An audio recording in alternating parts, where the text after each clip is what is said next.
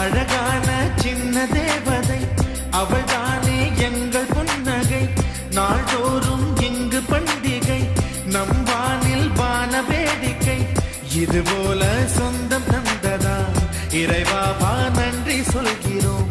உனக்கேதும் சோகம் தோன்றினால் இங்கே வா இன்பம் தருகிறோம். சரவண